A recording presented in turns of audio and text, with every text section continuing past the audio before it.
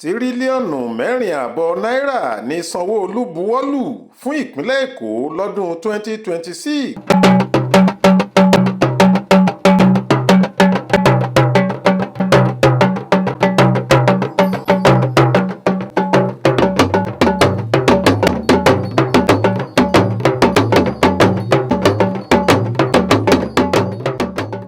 Ní báyìí, gómìnà ìpínlẹ̀ Èkó Babájídé Olúṣọlá Sanwó-Olú ti sọ ọ́ dòfin, ó sì ti buwọ́lù pé àròpọ̀ owó tí ìjọba ìpínlẹ̀ Èkó yóò ná lọ́dún tuntun ìyẹn 2026 yìí jẹ́ tírílíọ̀nù mẹ́rin ààbọ̀ náírà ó dín díẹ̀, ìyẹn 4.444 trillion naira.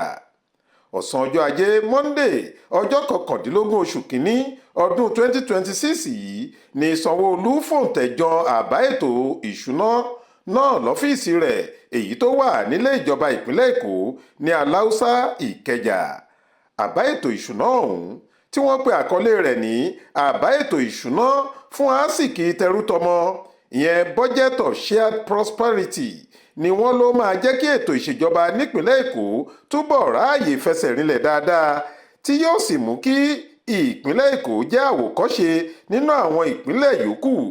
èyí tí yóò tún mú ìtẹ̀síwájú tó ṣe sàn bá tolórí tẹlẹ́mù nípìnlẹ̀ ọ̀hún. Gómìnà Sanwó-Olú,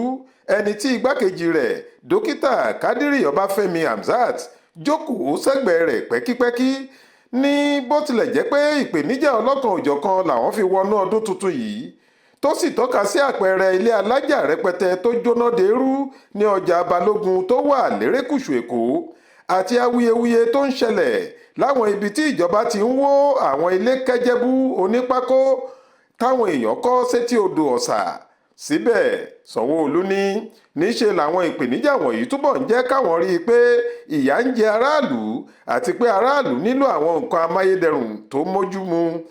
wọ́n sì nílò ìrànlọ́wọ́ tó yẹ, èyí tó dá òun lójú pé ètò ìṣúná ti ọdún yìí tóun buwọ́lù yóò ṣàṣeyọrí rẹ̀. Nínú ọ̀rọ̀ rẹ̀, Babájídé Sanwó-Olú sọ pé lórí ètò ààbò, a máa ró ètò ààbò lágbára láti rí i dájú pé ọkàn aráàlú balẹ̀ pẹ̀sẹ̀. Ààbò tó péye yóò sì wà lÉkòó, níbi tí kálukú yóò máa gbé tí wọn yóò sì máa ṣiṣẹ́ ajé wọn lọ. Bákan náà ni gómìnà fọwọ́sọ̀yà pé ìjọba òun yóò pèsè àwọn nǹkan amáyédẹrùn míì. Ó láwọn yóò fẹ iṣẹ́ àgbẹ̀ àti ìpèsè oúnjẹ lójú, ètò ìrìnnà gbogbo yóò túbọ̀ rọrùn sí i, bẹ́ẹ̀ làwọn yóò kọ́ àwọn ilé ìgbàlódé tuntun, láì gbàgbé ètò ìlera àti ìpèsè nǹkan èlò tí yóò pọ̀ sí i fáráàlú. Nígbà tó ń kí ọ̀rọ̀ gómìnà lẹ́yìn, kọmíṣánná fún ètò ọrọ̀ ajé àti àbá ètò ìṣúná ọ̀gbẹ́ni Ọpẹ́ George sọ pé bọ́jẹ́ẹ̀tì ti ọdún yìí fi hàn pé ìjọba Èkó mọ̀ọ́mọ̀ pinnu ni láti túbọ̀ jẹ́ kí aráàlú gbádùn ètò ìṣèjọba tó máyédẹrùn fáráàlú, kí ìpínlẹ̀ Èkó sì rí ìlọsíwájú sàn án. Ó ní èyí ló fà á tí wọ́n tún fi gbọ́nwọ́ sí iye owó tí wọ́n ti dábàá láti ná tẹ́lẹ̀. Olórí ilé ìgbìmọ̀ asòfin Èkó ọ̀nàrẹ́bù Mudashiru Ajayi Ọbaṣá, òun náà sọ̀rọ̀ láti fi ìdùnnú rẹ̀ hàn sí àbá ètò ìṣúná 2026 yìí. Olórí ilé ìgbìmọ̀ asòfin Èkó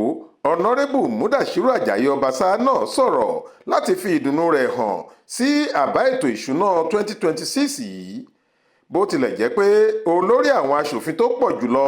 ọ̀nàrẹ́bù Naim Adams ló ṣojú rẹ̀ tó sì gbẹnusọ fún un, Ọbaṣá ní òun ò mí kàn, òun sì ní ìgbàgbọ́ nínú agbára ìṣèjọba Sanwó-Olú láti ṣiṣẹ́ lórí gbogbo èrò rere tó wà nínú ètò ìṣúná náà jálẹ̀ ọdún 2026. Faith Adébọ́lá ló ń jábọ̀ ìròyìn fún ìwé ìròyìn Ìta Fàájì lórí ẹ̀rọ ayélujára.